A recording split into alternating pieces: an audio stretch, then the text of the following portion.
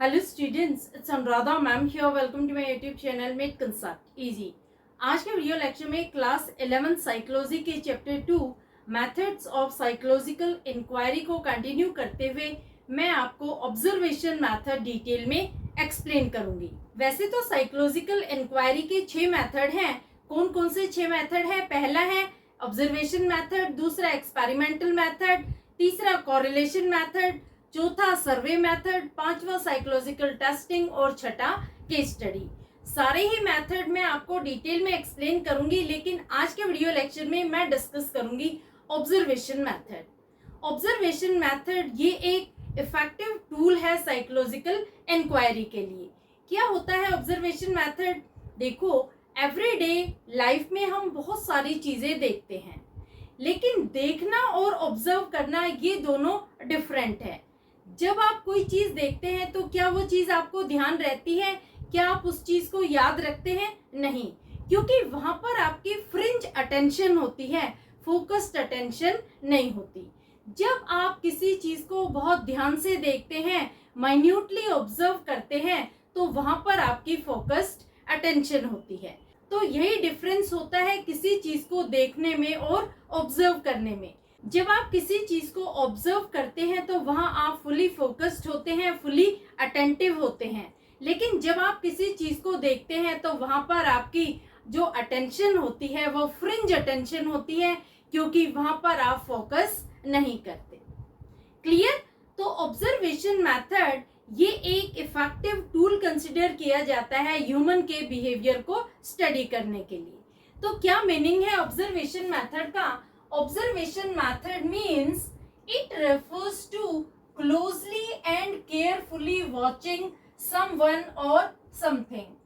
जब आप किसी भी चीज को या किसी पर्सन को बहुत क्लोजली वॉच करते हैं, बहुत केयरफुली मॉनिटर करते हैं, तो वो होता है ऑब्जर्वेशन। अब देखो, जो साइकोलॉजिस्ट होता है वो ह्यूमन के बिहेवियर को ऑब्जर्व करता है, वो बहुत केयरफुली और बहुत क्लोजली वॉच करता है। सारे बिहेवियर वो ऑब्जर्व नहीं करता, वो एक पर्टिकुलर बिहेवियर को सेलेक्ट करता है, उसी को ऑब्जर्व करके उसी को एनालाइज करता है। तो देखो, ऑब्जर्वेशन में 3 चीजें इंक्लूडेड हैं। पहला है सिलेक्शन, दूसरा है रिकॉर्डिंग और तीसरा है एनालिसिस ऑफ डेटा। सिलेक्शन का मतलब क्या हुआ? Select a particular behaviour for observation. देखो, सबसे पहले जब कोई भी स्टडी कंडक्ट की जाती है तो एक पर्टिकुलर बिहेवियर को सेलेक्ट किया जाता है। सेलेक्ट करने के बाद ही साइकोलॉजिकल इंक्वायरी की जाती है। जैसे रिसर्चर ये जानना चाहते हैं कि 11th क्लास के स्टूडेंट किस तरह से स्कूल में बिहेव करते हैं, तो यहाँ पर रिसर्चर के पास 2 तरह की पॉसिबिलिटीज है। पहली क्या है कि उन्हें प्रॉपर नॉलेज है उन एक्टिविटीज के बारे में जो स्टूडेंट करते हैं स्कूल में, और दूसरी उनको बिल्कुल भी नॉलेज नहीं है। तो पहली स्थिति में क्या करेंगे कि वो एक प्रॉपर लिस्ट बनाएंगे उन एक्टिविटीज की जो यूजुअली स्टूडेंट्स स्कूल में करते हैं, और उस लिस्ट को लेकर वो स्कूल में जाते हैं और एक्टिविटीज के ऑकरेंस का वेट करते हैं ताकि वो उन्हें रिकॉर्ड कर सके। दूसरी सिचुएशन में क्या है कि जब वो टोटली अनअवेयर हैं कि स्टूडेंट किस तरह से बिहेव करते हैं स्कूल में, तो वो खुद ही डिस्कवर करने के लिए एक कोने में जाके बैठ जाते हैं और वो माइन्यूटली ऑब्जर्व करते हैं कि स्टूडेंट का किस तरह का बिहेवियर होता है क्लासरूम में और स्कूल में। क्लियर? तो सबसे पहले एक पर्टिकुलर बिहेवियर को सेलेक्ट किया जाता है, सेलेक्ट करने के बाद ही उस पर स्टडी कंडक्ट की जाती है। क्लियर? सेकंड पॉइंट आता है रिकॉर्डिंग। रिकॉर्डिंग में ही records selected behaviour by using different means. For example short and, video recording, symbol, photograph etcetera. देखो, जब वो एक पर्टिकुलर बिहेवियर को सेलेक्ट करते हैं तो उसे रिकॉर्ड करना बहुत जरूरी है। अगर रिसर्चर ये सोचते हैं कि उनकी मेमोरी बहुत शार्प है, सिर्फ ऑब्जर्व करने के बाद ही वो उसे एनालाइज कर पाएंगे, तो वो टोटली रॉन्ग है, क्योंकि विदाउट रिकॉर्डिंग वो डेप्थ में नहीं जा पाएंगे, वो उन पॉइंट्स को भूल जाएंगे जिस पर उसे स्टडी कंडक्ट करनी है। तो रिकॉर्डिंग ये मैंडेटरी पार्ट है ऑब्जर्वेशन मेथड का कि जिस बिहेवियर पर उन्हें स्टडी कंडक्ट करनी है तो उसे रिकॉर्ड करना बहुत जरूरी है। रिकॉर्ड करने के लिए चाहे वो वहां पर कोई वीडियो कैमरा इंस्टॉल कर सकते हैं जिसे बाद में वो रेफर कर सके, या वो शॉर्ट हैंड में लिख सकते हैं, या फिर वो कोई फोटोग्राफ ले सकते हैं, या कोई सिंबल ले सकते हैं। तो इस तरह से रिकॉर्डिंग बहुत नेसेसरी है ऑब्जर्वेशन मेथड के लिए। नेक्स्ट पॉइंट आता है analysis of data. Psychologist analyzes whatever he has recorded by statistical methods. अब देखो, जो डेटा उन्होंने रिकॉर्ड किया है वो अपने आप कुछ भी इंटरप्रेट नहीं करेगा। उस डेटा को अंडरस्टैंड करने के लिए, एनालाइज करने के लिए उन्हें स्टैटिस्टिकल मेथड्स यूज करने होंगे, उन्हें हाइपोथेसिस डेवलप करने होंगे और अपनी स्टडी कंडक्ट करनी होगी। क्लियर? तो कौन कौन सी 3 चीजें इंक्लूडेड होती हैं ऑब्जर्वेशन मेथड में? पहली है सिलेक्शन ऑफ पर्टिकुलर बिहेवियर, दूसरा है रिकॉर्डिंग और तीसरा है एनालिसिस ऑफ डेटा। क्लियर? अब मैं आपको बता रही हूँ टाइप्स ऑफ ऑब्जर्वेशन मेथड। देखो, ऑब्जर्वेशन मेथड की 4 टाइप है। पहली है नेचुरलिस्टिक ऑब्जर्वेशन, दूसरी है कंट्रोल्ड ऑब्जर्वेशन, तीसरी है पार्टिसिपेंट ऑब्जर्वेशन और चौथी है नॉन पार्टिसिपेंट ऑब्जर्वेशन। ये आप नोट डाउन कर लेना। पहली है naturalistic observation versus controlled observation. इन दोनों के बीच में डिस्टिंक्शन पूछा जाता है। और जो सेकंड पार्ट है वो है participant observation versus non participant observation. Clear? तो 4 तरह के ऑब्जर्वेशन मेथड होते हैं। एक है नेचुरलिस्टिक ऑब्जर्वेशन मेथड, दूसरा है कंट्रोल्ड ऑब्जर्वेशन मेथड, तीसरा है पार्टिसिपेंट ऑब्जर्वेशन मेथड और चौथा है नॉन पार्टिसिपेंट ऑब्जर्वेशन मेथड। ये चारों क्या होते हैं इन्हें मैं डिटेल में एक्सप्लेन कर रही हूँ। पहले लेते हैं naturalistic observation. When observation is done in real life natural setting, no manipulation और control made by the observer. देखो, नेचुरलिस्टिक ऑब्जर्वेशन का मतलब क्या हुआ कि जो रिसर्चर है वो नेचुरल सेटिंग में ही, नेचुरल एनवायरनमेंट में ही स्टडी को कंडक्ट करता है, वो बिहेवियर को ऑब्जर्व करता है। किसी तरह का कोई भी मैनिपुलेशन, किसी तरह का कोई चेंज वो एडॉप्ट नहीं करता। जैसा नेचुरल एनवायरनमेंट है उसी में वो बिहेवियर को ऑब्जर्व करता है। जैसे स्कूल में जाकर स्टूडेंट और टीचर्स के बिहेवियर को ऑब्जर्व करना, हॉस्पिटल में जाकर डॉक्टर्स और पेशेंट के बिहेवियर को ऑब्जर्व करना। तो यहाँ पर किसी तरह का कोई मैनिपुलेशन नहीं है, किसी तरह का कोई अल्टरेशन नहीं है, किसी तरह की कोई कंट्रोल्ड सिचुएशन नहीं है। जो कुछ भी हो रहा है वो नेचुरल सेटिंग में हो रहा है। तो इसे हम कहते हैं नेचुरलिस्टिक ऑब्जर्वेशन। दूसरा आता है controlled observation. When observation method is used with manipulation and control, there is no natural setting. देखो, जब ऑब्जर्वर कंट्रोल्ड सेटिंग में ऑब्जर्वेशन करता है, वो मैनिपुलेशन करता है, ऑल्ट्रेशन करता है, चेंजेस करता है नेचुरल सेटिंग में, तो ये होता है कंट्रोल्ड ऑब्जर्वेशन। जैसे लैब सेटिंग में जो ऑब्जर्वेशन होता है वो कंट्रोल्ड ऑब्जर्वेशन होता है। इसे एक्सप्लेन करने के लिए मैं आपको एक एक्सपेरिमेंट एक्सप्लेन कर रही हूँ बिब लैटने और जॉन डार्ली का। बहुत ही इम्पोर्टेंट एक्सपेरिमेंट है, आगे के मेथड्स में भी यूज होगा, तो बहुत ध्यान से सुनना। देखो, बिब लैटने और जॉन डार्ली ने एक एक्सपेरिमेंट कंडक्ट किया था कोलंबिया यूनिवर्सिटी के स्टूडेंट्स पर। उन्होंने यूनिवर्सिटी से स्टूडेंट्स को अपनी लैब में बुलाया और उनको कहा कि उनका इंटरव्यू होगा एक सर्टेन टॉपिक पर। उन्हें ये नहीं बताया कि उन्हें ऑब्जर्व किया जाएगा, ये उन्हें डायरेक्ट नहीं बताया गया। उनको सिर्फ ये बोला गया कि आपको एक क्वेश्चनेयर दिया जाएगा, आपको क्वेश्चनेयर फिल करना है और आपका इंटरव्यू होगा। तो देखो, बहुत सारे स्टूडेंट्स कोलंबिया यूनिवर्सिटी से आते हैं लैब में और उन्हें एक वेटिंग रूम में इकट्ठा कर दिया जाता है। जैसे देखो, ये बहुत सारे स्टूडेंट्स हैं, ये सारे लैब सेटिंग में आ गए हैं एक्सपेरिमेंट्स के लिए।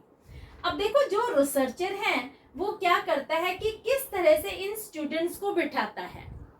यहाँ पर 3 रूम अवेलेबल है। जो पहला रूम है उसमें वो एक स्टूडेंट को भेजता है और उसको एक क्वेश्चनेयर देता है फिल करने के लिए। दूसरे रूम में वो 3 स्टूडेंट को बिठाता है। जो ये 3 स्टूडेंट है ये सेम यूनिवर्सिटी से है, लेकिन ये एक दूसरे को नहीं जानते। जो तीसरा रूम है इसमें 2 जो स्टूडेंट है ये पहले से ही बैठे हुए हैं। ये जो 2 स्टूडेंट है ये कॉन्फिडरेट्स हैं। कॉन्फिडरेट्स का मतलब क्या हुआ कि ये रिसर्चर के आदमी हैं। इनको बोला गया है कि आपको किसी तरह से भी रिएक्ट नहीं करना। तो ये दोनों कॉन्फिडरेट्स है, ये रिसर्चर के ही स्टूडेंट है। यहाँ पर यूनिवर्सिटी का एक स्टूडेंट भेजा जाता है, तो टोटल यहाँ पर भी 3 स्टूडेंट है। यानी जब ये स्टूडेंट इस रूम में गया तो ये 2 स्टूडेंट पहले से ही बैठे हुए थे और तीसरा जो ये स्टूडेंट जाता है ये है यूनिवर्सिटी का। तो समझ में आया किस तरह से स्टूडेंट्स को बिठाया गया है। 3 रूम अवेलेबल है। जो फर्स्ट रूम है इसमें एक सिंगल स्टूडेंट बैठता है। जो सेकंड रूम है इसमें 3 स्टूडेंट बैठते हैं, लेकिन ये तीनों ही स्टूडेंट एक दूसरे के लिए अननोन है, कोई भी एक दूसरे को नहीं जानता। जो तीसरा रूम है इसमें भी 3 स्टूडेंट बैठे हैं, लेकिन 2 कॉन्फिडरेट्स हैं। कॉन्फिडरेट्स का मतलब क्या हुआ कि ये दोनों रिसर्चर के ही बंदे हैं। रिसर्चर ने अपने आदमी बिठा रखे हैं और उनको इंस्ट्रक्शंस दे रखी है कि आपको किसी तरह का कोई भी रिएक्शन नहीं करना है। यहाँ पर जो यूनिवर्सिटी का स्टूडेंट है वो अकेला है, लेकिन उसे ये नहीं पता कि ये 2 स्टूडेंट रिसर्चर के हैं। क्लियर? तो तीसरे रूम में भी 3 ही स्टूडेंट बैठे हैं, दूसरे रूम में भी 3 स्टूडेंट है और पहले रूम में 1 स्टूडेंट है। अब देखो रिसर्चर क्या करते हैं कि धीरे धीरे स्मोक फिल करना शुरू करते हैं तीनों रूम में। जब वो स्मोक को धीरे धीरे छोड़ना शुरू करते हैं तो तीनों ही रूम में स्मोक एंटर होनी शुरू हो जाती है और तीनों ही रूम में स्टूडेंट्स क्वेश्चनेयर फिल कर रहे होते हैं। तो देखो जो स्टूडेंट अकेला बैठा है वो एकदम स्मोक को देखकर घबरा जाता है। वो तुरंत खड़ा होकर बाहर जाता है और स्मोक के लिए रिपोर्ट करता है कि रूम में स्मोक आ रही है। तो ये था अकेले स्टूडेंट का रिएक्शन। जब उसने स्मोक को देखा तो उसने तुरंत ही रिपोर्ट करने के लिए एक्शन लिया कि रूम में स्मोक फिल हो रही है। जबकि सेकंड रूम में जो 3 स्टूडेंट बैठे हुए थे ये तीनों स्टूडेंट एक दूसरे को जानते नहीं थे। ये तीनों एक दूसरे के चेहरे की तरफ देखते हैं, यानी एक दूसरे के रिएक्शन को समझने की कोशिश करते हैं। ये जल्दी से रिएक्ट नहीं करते, ये देखना चाहते हैं कि सामने वाले का रिएक्शन कैसा है। तो यहाँ पर स्टूडेंट जल्दी रिपोर्ट नहीं करते स्मोक के बारे में, क्योंकि तीनों ही स्टूडेंट एक दूसरे के रिएक्शन को देखने की कोशिश कर रहे हैं कि ये क्या हुआ, कैसे हुआ, कहाँ से ये धुआं आया। तो इस तरह से वो इंस्टेंटली रिएक्ट नहीं कर रहे, वो दूसरे के रिएक्शन का वेट करते हैं, उसके रिएक्शन को समझने के बाद वो रिएक्ट करते हैं। तो ये थी सेकंड रूम के स्टूडेंट की सिचुएशन। उन्होंने रिएक्ट करने में टाइम लिया, वो जल्दी रिपोर्ट करने नहीं गए कि रूम में स्मोक फिल हो रही है। जबकि जो तीसरे रूम में 3 स्टूडेंट बैठे थे ये 2 स्टूडेंट तो बिल्कुल नॉर्मली क्वेश्चनेयर फिल कर रहे थे, क्योंकि देखो इनको पहले से ही इंस्ट्रक्शंस दी गई थी कि आपको किसी तरह का कोई रिएक्शन नहीं करना। तो जो ये तीसरा स्टूडेंट बैठा था ये इनके रिएक्शन को देख रहा था। ये देख रहा था कि जब ये दोनों ही नॉर्मली काम कर रहे हैं तो इसका मतलब है कि किसी तरह की कोई प्रॉब्लम नहीं है, कोई इमरजेंसी नहीं है। तो ये भी चुपचाप वहीं बैठा रहा और स्मोक फिल होती रही, लेकिन इसने भी रिएक्ट नहीं करा। तो देखो इस एक्सपेरिमेंट को समझने का यही मतलब है कि जब हम अकेले होते हैं तो बहुत जल्दी रिएक्ट करते हैं, जबकि जब हम ग्रुप में होते हैं तो सामने वाले के रिएक्शन को अंडरस्टैंड करने के बाद हम रिएक्ट करते हैं। तो देखो यहाँ पर जो स्टूडेंट अकेले रूम में बैठे थे उन्होंने 75% स्मोक के बारे में रिपोर्ट किया।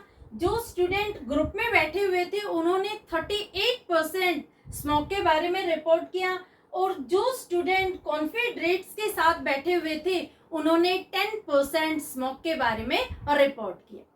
समझ में आया? अब देखो जो स्मोक है ये कंट्रोल्ड थी, क्योंकि कितनी स्मोक किस स्पीड से रूम में फिल करनी है ये रिसर्चर के हाथ में था। दूसरा जो कंट्रोल्ड सिचुएशन थी वो थी रूम का टेम्परेचर, कि कितना रूम का टेम्परेचर उन्हें मेंटेन करना है। तीनों ही रूम का सेम टेम्परेचर था। तो कंट्रोल्ड सिचुएशन सेटअप की जाती है और जो कंट्रोल्ड सिचुएशन होती है वो रिसर्चर के हाथ में होती है। उसी कंट्रोल्ड सिचुएशन में वो स्टडी कंडक्ट करते हैं। तो समझ में आया आपको? एक्सपेरिमेंट बिब लैट ने और जॉन डार्ली ने एक्सपेरिमेंट करके यही प्रूव किया है कि जब हम अकेले होते हैं तो हम बहुत जल्दी रिएक्ट करते हैं। किसी भी सिचुएशन को हम अंडरस्टैंड नहीं करते, हम तुरंत रिएक्ट कर देते हैं। लेकिन जब हम दूसरों के साथ ग्रुप में बैठे होते हैं तो हमारे रिएक्शन में टाइम लगता है, क्योंकि पहले हम दूसरे के रिएक्शन को अंडरस्टैंड करते हैं और बाद में हम रिएक्ट करते हैं। क्लियर? तो ह्यूमन के बिहेवियर को अंडरस्टैंड करने के लिए बिब लैट ने और जॉन डार्ली ने कोलंबिया यूनिवर्सिटी के स्टूडेंट पर एक्सपेरिमेंट किया था। उनके रिएक्शन को अंडरस्टैंड करने के लिए उन्होंने स्मोक फिल की थी रूम में। क्लियर? अब देखो नेक्स्ट आता है पार्टिसिपेंट ऑब्जर्वेशन। पार्टिसिपेंट ऑब्जर्वेशन में observer becomes part of the group to be observe. For example school inspector joins a class. देखो पार्टिसिपेंट ऑब्जर्वेशन में क्या होता है कि जो ऑब्जर्वर होता है वो खुद ही उस ग्रुप में ज्वाइन हो जाता है जिसको उसे ऑब्जर्व करना है। जैसे एक स्कूल इंस्पेक्टर क्लास ज्वाइन कर लेता है तो वो अंडरस्टैंड करता है कि क्लास में स्टूडेंट किस तरीके से बिहेव करते हैं। क्लास के स्टूडेंट को वो इस चीज के बारे में किसी तरह की कोई जानकारी नहीं देता कि वो उन्हें ऑब्जर्व कर रहा है, लेकिन वो उनका हिस्सा बन करके उनके बिहेवियर को ऑब्जर्व करता है। ये होता है पार्टिसिपेंट ऑब्जर्वेशन। नेक्स्ट आता है non participant observation. Observer observes from distance, for example installing camera. Non participant observation का मतलब क्या हुआ कि यहाँ पर ऑब्जर्वर किसी ग्रुप का पार्ट नहीं बनता जिसे वो ऑब्जर्व करना है, बल्कि वो डिस्टेंस से उस बिहेवियर को ऑब्जर्व करना है जिस पर उसे स्टडी कंडक्ट करनी है। वो कैमरा इंस्टॉल कर देता है। जैसे देखो उसे ये ऑब्जर्व करना है कि टीचर के जाने के बाद किस तरह से स्टूडेंट क्लासरूम में बिहेव करते हैं, तो वो एक कैमरा इंस्टॉल कर देता है जिसमें स्टूडेंट का सारा बिहेवियर रिकॉर्ड हो जाता है कि टीचर के एब्सेंस में किस तरह से उनका बिहेवियर होता है। तो चारों आपको टाइप समझ में आ गई ऑब्जर्वेशन की। पहली क्या थी? पहली थी नेचुरलिस्टिक ऑब्जर्वेशन, दूसरी है कंट्रोल्ड ऑब्जर्वेशन, तीसरी है पार्टिसिपेंट ऑब्जर्वेशन और चौथी है नॉन पार्टिसिपेंट ऑब्जर्वेशन। क्लियर? अब मैं आपको बता रही हूँ limitations of observation method. Number 1 is time consuming. देखो हर चीज की कोई ना कोई लिमिटेशन होती है, इसी तरह से ऑब्जर्वेशन मेथड के एडवांटेजेस होने के बावजूद इसकी लिमिटेशंस भी है। पहला पॉइंट है टाइम कंज्यूमिंग। जो ऑब्जर्वेशन मेथड है ये बहुत ज्यादा टाइम कंज्यूमिंग है। दूसरा ये लेबर इंटेंसिव भी है, क्योंकि इसमें जो ऑब्जर्वर है उसे खुद काम करना होता है, प्रॉपर एक सेटिंग बनानी होती है, और अगर वो नेचुरलिस्टिक सेटिंग में ऑब्जर्व कर रहा है तो वो उस बिहेवियर के एग्जिस्ट होने का वेट करता है ताकि उसे वो रिकॉर्ड कर सके। तो समझ में आया? जो ऑब्जर्वेशन मेथड है ये बहुत ज्यादा टाइम कंज्यूमिंग है एज वेल एज ये लेबर इंटेंसिव है। दूसरा पॉइंट आएगा subjective in nature because of biasness. देखो जो ऑब्जर्वेशन मेथड है ये सब्जेक्टिव इन नेचर है, ये पर्सन टू पर्सन वेरी करता है। जब आप किसी चीज को ऑब्जर्व करेंगे तो आपका अलग तरह का ऑब्जर्वेशन होगा, और जब उसी चीज को मैं ऑब्जर्व करूंगी तो मेरा अलग ऑब्जर्वेशन होगा। तो ये पर्सन टू पर्सन वेरी करता है, ऑब्जर्वर टू ऑब्जर्वर वेरी करता है। दूसरा इसमें बायसनेस के भी बहुत ज्यादा चांसेस होते हैं। जो ऑब्जर्वर होता है वो अपने खुद के ओपिनियन भी डाल देता है ऑब्जर्वेशन में। तो इस वजह से इसको एक प्रॉपर मेथड कंसिडर नहीं किया जाता। तीसरा पॉइंट आता है interpret what is happening, note why is happening. देखो, ऑब्जर्वेशन मेथड में कोज को फाइंड आउट नहीं किया जाता, सिर्फ ये ऑब्जर्व किया जाता है कि क्या हो रहा है। ये कभी भी सर्च नहीं किया जाता कि क्यों हो रहा है।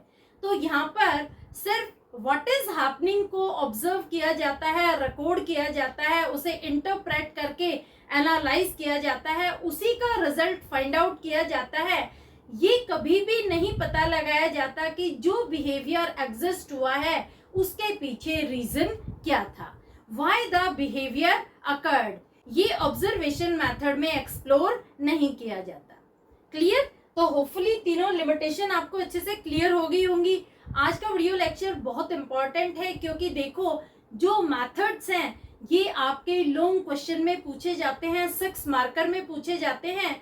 तो सारे मेथड्स मैं आपको डिटेल में एक्सप्लेन करूंगी। मेरे चैनल को सब्सक्राइब जरूर कर लेना। आज का ऑब्जर्वेशन मेथड आपको होपफुली क्लियर हो गया होगा। क्या मैंने एक्सप्लेन किया है एक बार मैं दोबारा से रिकैप करवा देती हूँ। देखो, ऑब्जर्वेशन मेथड का मतलब होता है कि जब हम किसी चीज को माइन्यूटली, केयरफुली, क्लोजली ऑब्जर्व करते हैं तो उसमें हम फुली फोकस्ड होते हैं, हमारी फुली अटेंशन होती है। दूसरा, इसमें 3 चीजें इंक्लूडेड होती है। पहला है सिलेक्शन ऑफ पर्टिकुलर बिहेवियर, दूसरा है रिकॉर्डिंग और तीसरा है analysis of data. Observation method की 4 टाइप्स है। पहली है नेचुरलिस्टिक ऑब्जर्वेशन, दूसरी है कंट्रोल्ड ऑब्जर्वेशन, तीसरी है पार्टिसिपेंट ऑब्जर्वेशन और चौथी है नॉन पार्टिसिपेंट ऑब्जर्वेशन। इसके साथ साथ कुछ लिमिटेशंस भी हैं इसकी। पहली है ये लेबर इंटेंसिव है और टाइम कंज्यूमिंग है। दूसरी, ये सब्जेक्टिव इन नेचर है, ये बायसनेस पर डिपेंडेंट है। और तीसरा, इसमें ये रिकॉर्ड किया जाता है कि बिहेवियर क्या एग्जिस्ट हुआ था, ये रिकॉर्ड नहीं किया जाता कि बिहेवियर क्यों एग्जिस्ट हुआ था। क्लियर? तो होपफुली पूरा वीडियो लेक्चर आपको अच्छे से क्लियर हो गया होगा। फिर भी किसी तरह की कोई क्वेरी हो तो feel free to comment in comment box. Thank you so much.